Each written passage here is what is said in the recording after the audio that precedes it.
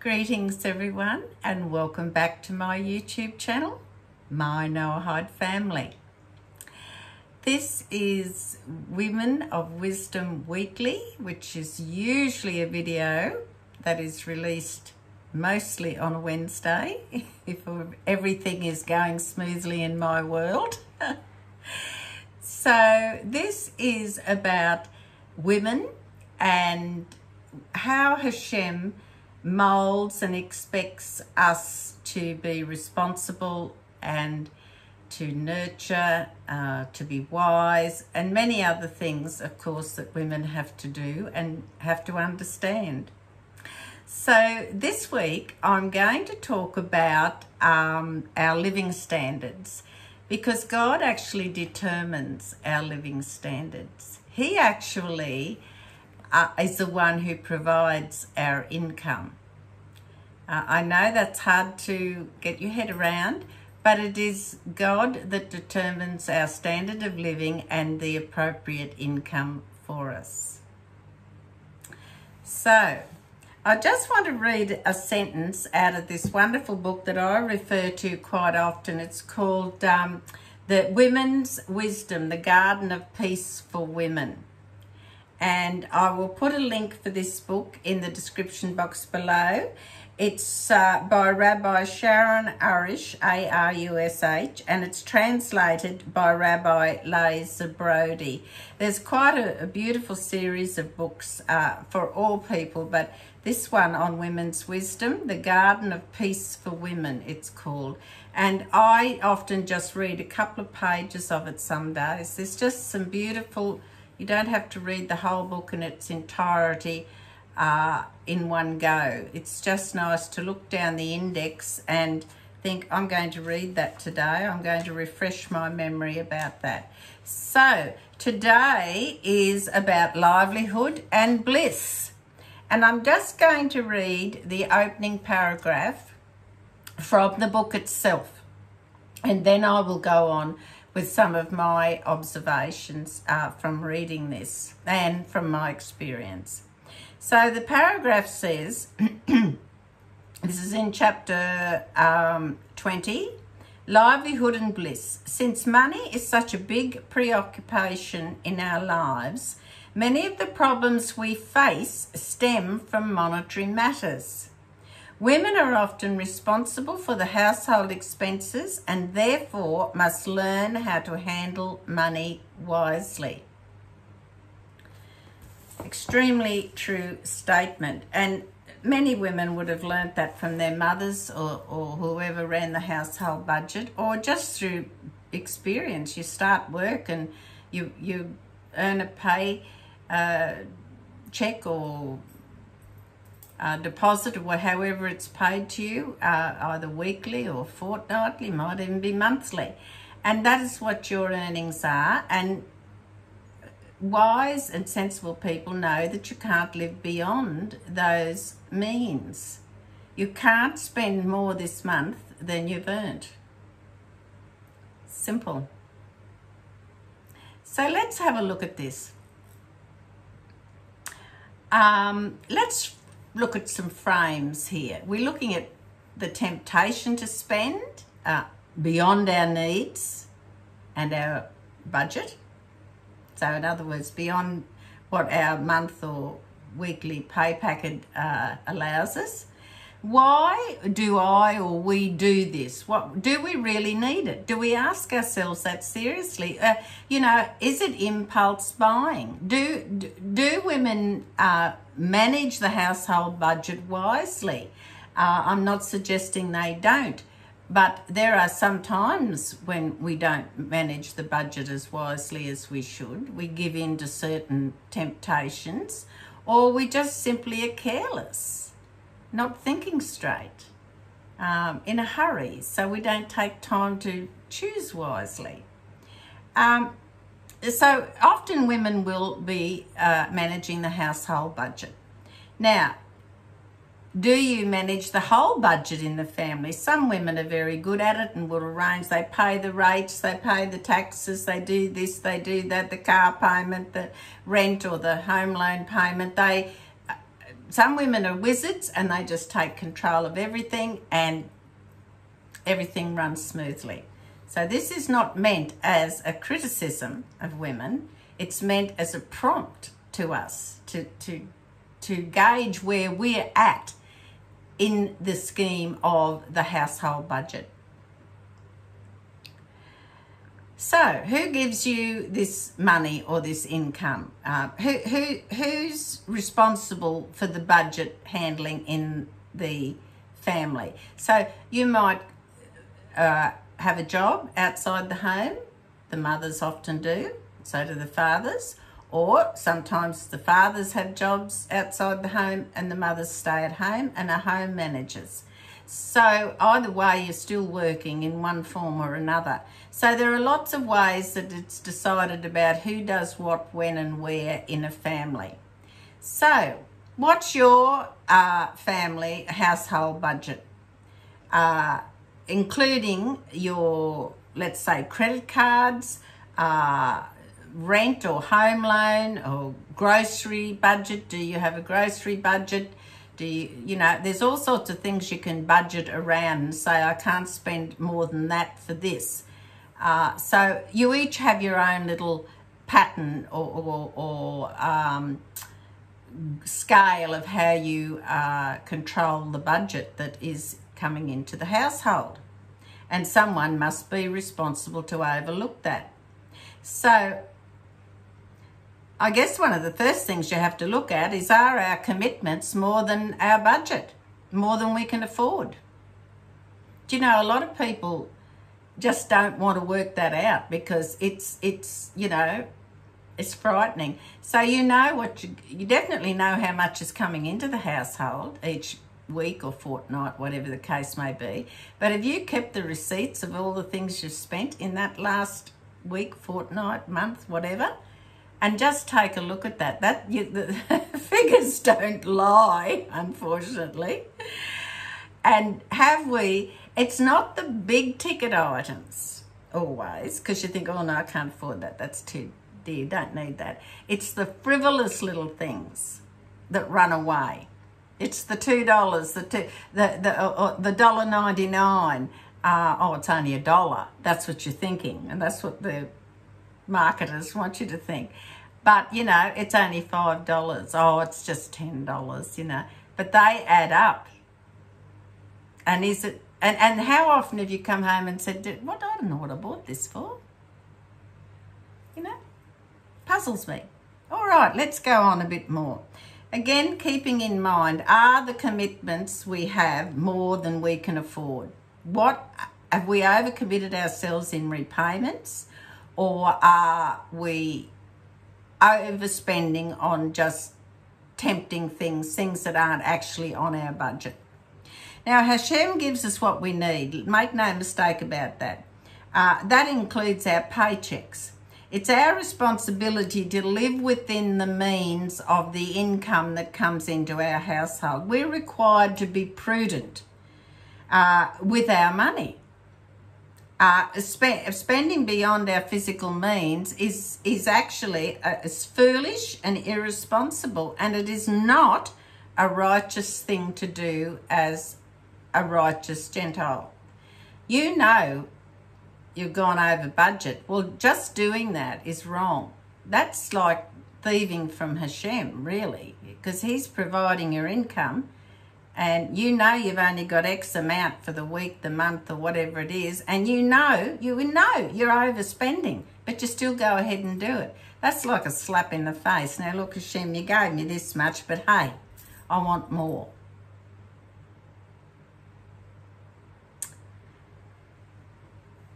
All this plastic money and credit cards I'm talking about, online, you know, just flash the card across the screen. It's all tempting, and it fools us, and it gives us a false sense of wealth. You know, in the old days when you had to open your purse and take out the notes and the coins, you could then see straight away what was left in your purse. There's a lot to be said for that.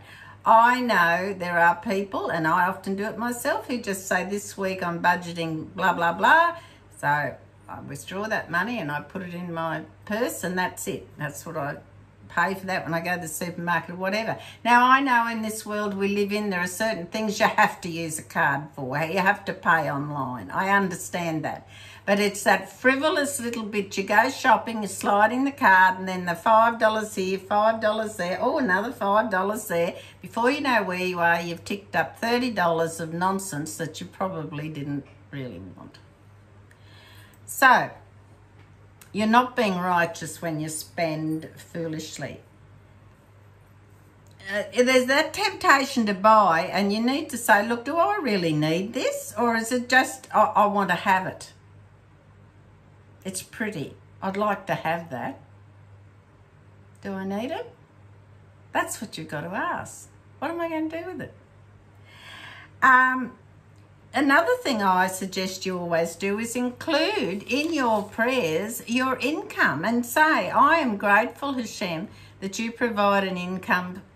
Please strengthen me to be wise with it. Strengthen me to understand how I must, resist that temptation to spend frivolously. You need to ask Hashem to help you budget that income. And does my budget need renewing? What am I perhaps wasting money on that I could save on? And so I come up and I say to you, cheese is cheese. It's a matter of taste and budget. You can buy a reasonably tasty, tangy, no brand or no name cheese that is perfectly okay to eat. There's nothing wrong with it. Or you can buy one that's twice or three times the price, it's got a bit of extra tang to it, and it's, it's some flash brand name. Well, you know what? Cheese is cheese, taste and budget. Keep your mind on that next time you go shopping, Bread is bread. Am I tasting it? Is it going to taste the same? Do I need to buy the most expensive one? So remind yourself, taste and budget. Budget in all cases should overrule taste. And let's face it, taste is sometimes a little bit of a snobby thing, isn't it? It's nice to do it occasionally, but you need, really, if you want cheese for the kids' lunches, as long as it's nutritious and palatable, that's the main thing. The number of snob brands, I call them snob brands, out for babies and children's wears. I mean, how much money can you spend on a little all-in-one toddler suit? Those, I forgot what you call them now, you zip them up. They're all encased in their legs and arms in those little tumble suits. I mean, they go in the washing machine. You probably use 3 or 4 a day when they're tiny. They're not going to... Well, maybe you might recycle them, I don't know. That's a point for the next child. But sometimes we can get a bit over the fence when it comes to snob brands for babies. You know what the baby wants? Love and a non-anxious mother, and to be clean and fed. Not wearing the most expensive romper suits and at the same time mum feeling guilty over she's spent over the budget yet and she hasn't told the husband, hasn't told dad. The next thing that's very interesting is paying your bills on time. That's part of being a righteous Gentile. If you don't pay your accounts on time, or your credit card payments, repayments, for instance, or your loans on time, look, failure to do that is part of the law of the prohibition of theft. Because if you're withholding money from people who are rightfully in receipt of it, like loans, things like that, credit cards, you need to make those payments on time. Otherwise, it's you're bordering, it's a form of theft, and that's a very, very serious sin. So don't think, oh well, I'll just let it go a few days over, it'll be right. No, that's not right. That is absolutely wrong thinking. You're withholding some money that is rightfully belonging to someone else. We can only spend what one's budget allows, and women generally understand this, you know, but the temptation is often there. I mean, women usually know how much money comes into the house. Very often they're handling the budget, certainly the household budget, very often the entire budget, including the house payments and rent or loan or whatever. So restraint on spending is a very serious thing. So you need to have sort of a break that you say, no, look, I'm putting the brakes on here. That's just whimsical. No, we don't need that this week. And that restraint on your spending, on unnecessary spending, that is that's a big part of containing one's sense of greed, of avarice, looking at, you know, envy and stuff. I want to have that. Is it a whimsical thing? Is it greed, or is it foolish ideation?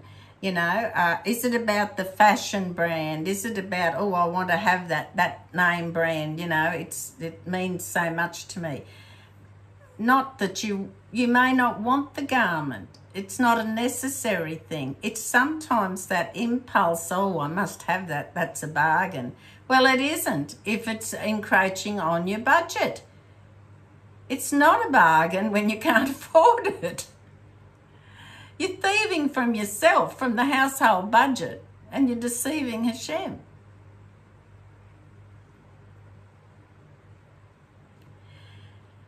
Living modestly is not punishment. Living modestly is living a life of wise and righteous constraints, not only in behaviour such as spending and lifestyle, but in self-control about, you know, saying that there other things must come first. There are responsibilities I must keep. There are steps I have to take to ensure my family lives a moral, righteous and healthy life. And if I'm continually overspending on the budget, what sort of a message am I giving my family? A modest lifestyle is not a punishment. It's wise and it's good to be satisfied with what you rightfully have. The income that Hashem has given you, He's lovingly provided you with that. So you need to be grateful for that, be thankful and live within our means. We all need that. We're all tempted. But sooner or later we have to say, listen, I have a budget, I have a means, I have to live within, and I've got to restrain myself. So in closing, I guess if I could sum it up, I'd say don't waste or spend foolishly. You can waste by just overbuying at the supermarket, and you know, and at the end of the week it's gone off. You haven't used it all. You know, you've got to be sensible about that. Just what am I going to use that? And also be respectful. Be respectful and mindful of that income that Hashem has given you. He is determining your lifestyle. He is giving you enough to sustain the appropriate lifestyle you need to follow. Don't be tempted to overinflate and to think that $5 doesn't matter. Now, I'm posting this for women because even if the women aren't entirely responsible for the household budget or the home family budget, there are ways that you can assist the budget and inject ideas in how to save money. You know, set standards, set budget guidelines for how you divide that money up each week or fortnight. You know, how many, as I said, you know, cheese is cheese. You know, budget should override how tasty it is, perhaps, because you really want the nutrition from the cheese, don't you? And some taste, but just keep that in mind. Cheese is cheese. Thank you again, ladies, for watching, and thank you so much for the lovely comments. And please, I'm always grateful for subscribers. And in the meantime, please take care and God bless.